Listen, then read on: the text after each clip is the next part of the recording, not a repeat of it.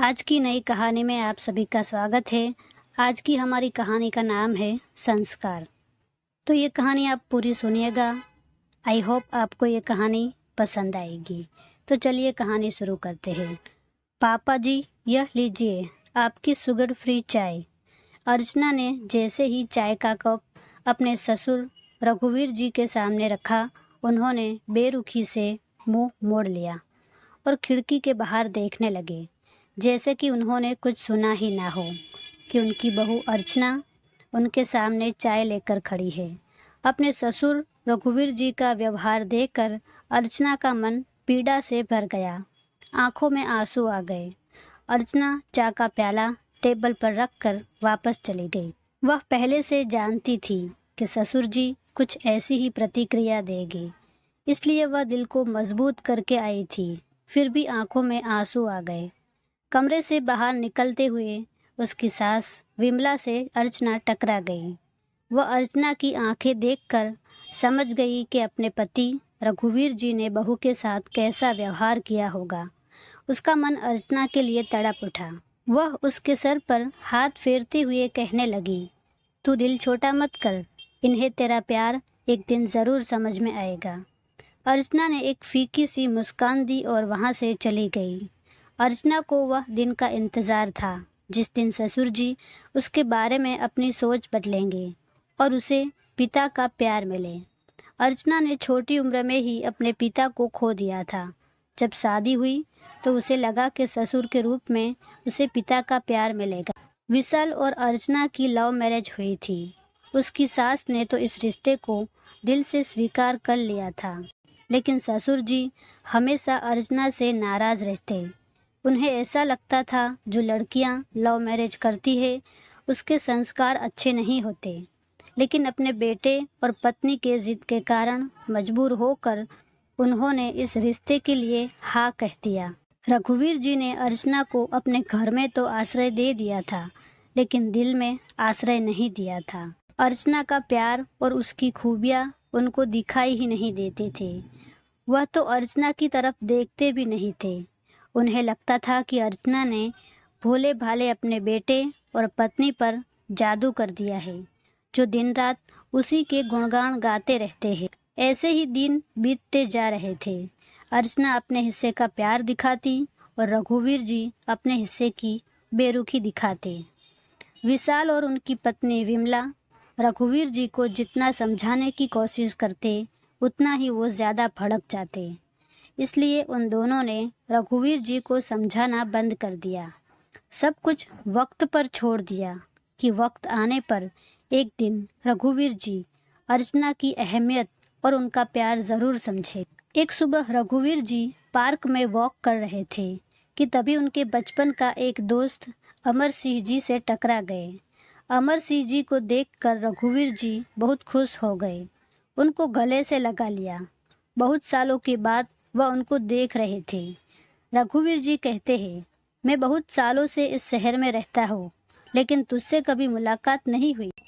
अमर सिंह जी ने फीकी मुस्कान के साथ कहा, मैं यहाँ एक हफ्ते पहले ही बेटे और बहू के पास रहने आया हूँ। 15 दिन पहले ही मेरी पत्नी का निधन हो गया है, इसलिए बेटा और बहू अपने साथ ले आए। रघुवीर जी ने कहा, वाह क्या बात है, तुम्हारा बेटा और बहू तो बहुत अच्छे हैं। तू तो बहुत किस्मत वाला है जो तुझे इतना प्यार करने वाला बेटा और बहू मिले। फिर रघुवीर जी अपने बेटे और बहू के बारे में सोचने लगे तो उनका दिल कड़वाहट से भर गया। वह मन ही मन सोच रहे थे, बेटे और बहू ने अपना स्वार्थ देखा, मेरे मान सम्मान की कोई फिक्र नहीं की। रघुवीर जी से पूछा, तुम्हारा घर कहाँ? अमर सिंह जी ने कहा, सामने वाली बिल्डिंग में है। रघुवीर जी ने कहा, चलो तुम्हारे घर चलते हैं। तुम्हारे बेटे और बहू से मुझे मिलना है। मुझे बहुत अच्छा लगेगा दोनों से मिलकर। लेकिन अमर सिंह जी उनको अपने घर ले जाने के लिए ज़्यादा उत्सुक नहीं दिखाई दे रहे थे, लेकिन अपने मित्र की जिद के कारण वह रघुवीर जी को अपने साथ घर ले। अमर सिंह जी ने बेल बजाई। उनकी बहू ने झुंझलाते हुए दरवाज़ा खोला। सामने एक और व्यक्ति को देखकर उनकी बहू काजल अमर सिंह जी के तरफ प्रश्न भरी नज़र से देखने लगे। अमर सिंह जी ने अपने मित्र की पहचान बहू से करवाई। बहू, यह मेरे बचपन का दोस्त है रघुवीर, और रघुवीर, यह मेरी बहू काजल। यह सुनते ही काजल के चेहरे के हाव भाव बदल गए। काजल ने दोनों को अंदर आने का न्योता दिया। रघुवीर जी ने अमर सिंह जी से पूछा, क्या बात है यार, तू खोया खोया रहता है? अमर सिंह ने कहा, कुछ नहीं, बस ऐसे ही। काजल उन दोनों के लिए चाय और नाश्ता लेकर आई। बड़े प्यार से वह अपने ससुर जी को नाश्ता देने लगी और उनके बगल में जाकर बैठ गई और बोली, लीजिए ना पापा। रघुवीर जी के सामने देखते हुए बोली, जानते हैं अंकल, पिताजी के आने से पहले मेरा इस घर में मन नहीं लगता था। मैं तो अकेली इस घर में बोर हो जाती थी, लेकिन जब से पापा आए हैं तब से इस घर में रौनक रहती है। हम पापा जी का बहुत सम्मान करते हैं।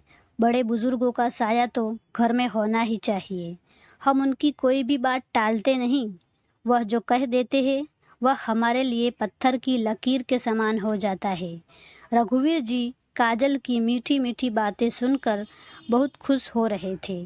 वह मन ही मन सोच रहे थे, अमर सिंह जी की बहू कितनी संस्कारी है, और एक मेरी बहू है जिसने मेरी मर्जी के खिलाफ मेरे बेटे से शादी कर ली। ऐसी भी कुसंस्कारी लड़कियां होती है। वह अनूप सिंह जी की तरफ देखकर बोली, तू तो बड़ा खुश नसीब है जो तुझे ऐसी बहू मिली। अमर सिंह जी ने कहा, तू सही कह रहा है, मैं बहुत किस्मत वाला हूँ। उनकी बातें सुनकर काजल अपनी नजरें चुराने लगी। रघुवीर जी तो अपनी खुशी में इतना डूबे हुए थे कि दोनों के चेहरों के हाव भाव को महसूस नहीं कर पा रहे थे। थोड़ी देर बाद चाय नाश्ता करके रघुवीर जी ने वहां से विदाई ली। रघुवीर जी सीढ़ियाँ उतरते हुए सोचने लगे कि काश मुझे भी काजल जैसी बहू मिलती तो कितना अच्छा होता। मेरी बेटी नहीं है, अगर काजल जैसी बहू मिलती तो बेटी की कमी भी पूरी हो जाती। रघुवीर जी पार्किंग तक पहुँचे तो उन्हें याद आया कि उनका मोबाइल तो ऊपर ही रह गया। वह सीढ़ियाँ उतरने के बाद फिर से सीढ़ियाँ चढ़ने लगे। अमर सिंह जी के घर तक पहुँचे। दरवाज़ा अभी भी खुला हुआ था।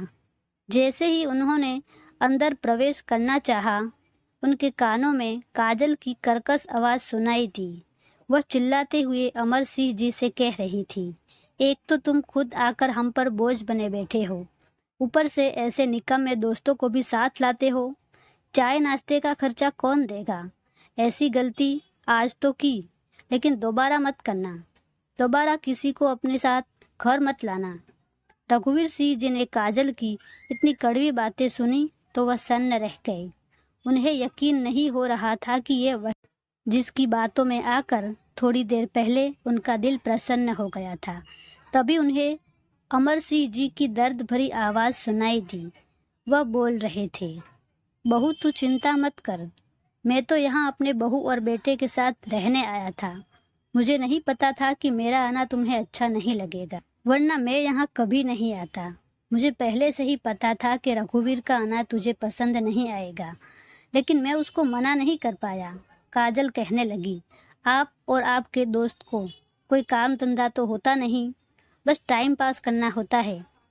अमर सिंह जी की आंखों में आंसू आने लगे और वह कहने लगे, अब मेरा कोई भी दोस्त यहाँ नहीं आएगा, क्योंकि मैं खुद ही यहाँ नहीं रहूँगा।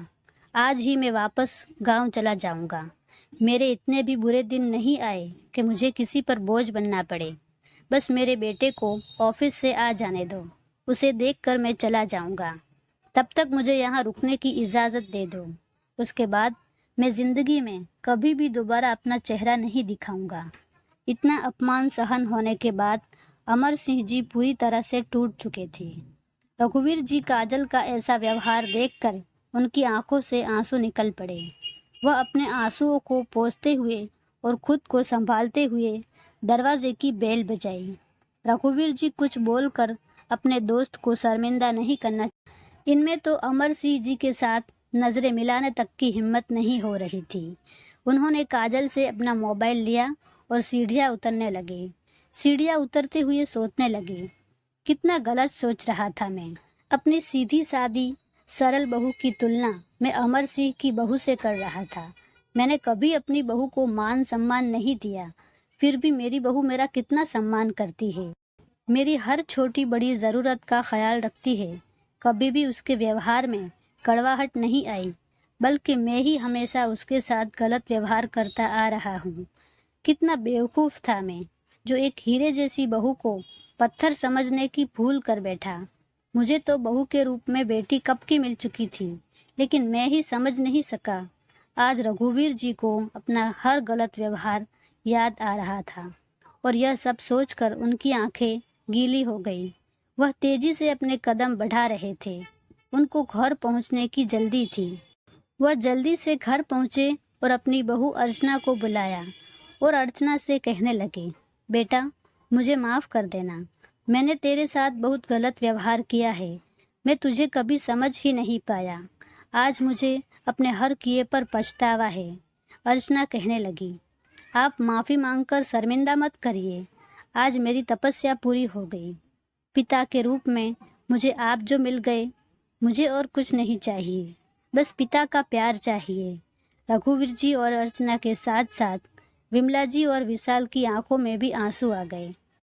कहानी अच्छी लगी हो तो लाइक करना और शेयर करना ना भूलें। Thank you.